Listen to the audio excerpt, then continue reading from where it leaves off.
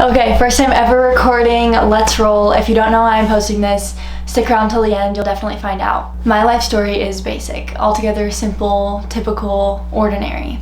I used to go so far as to say boring, and when people would ask for my story, I would be embarrassed, like I had nothing to offer, nothing to share. And so what I would do is I would pull apart at the threads of my life, hoping something would unravel and I would find something memorable or beautifully heartbreaking. But what I realized is that my typical, basic, boring, ordinary life ripples with profound implication. And as I started to realize this dichotomy of the ordinary yet profound in every which way and every turn of my life, I started to write them down.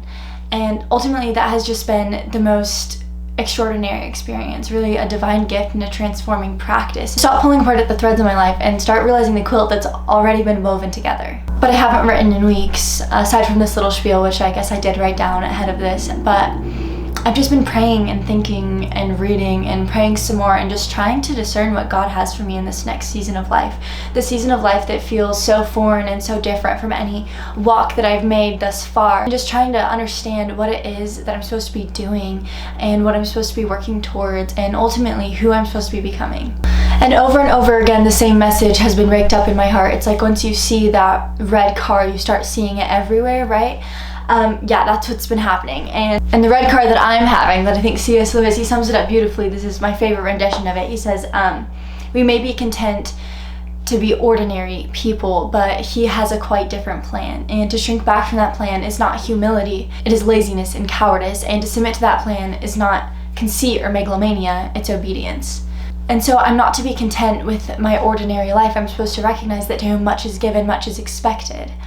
And so this is me submitting to him, leaning into him and what he has for me in this next phase of life. This past weekend, I was reminded of this cosmic trial that's happening.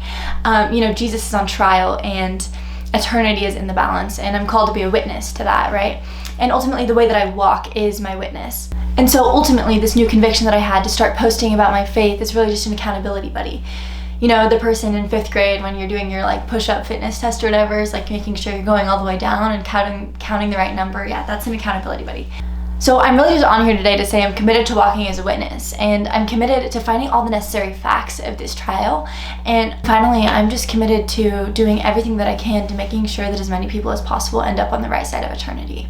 I desperately hope that you stick around, and thank you so much for watching this.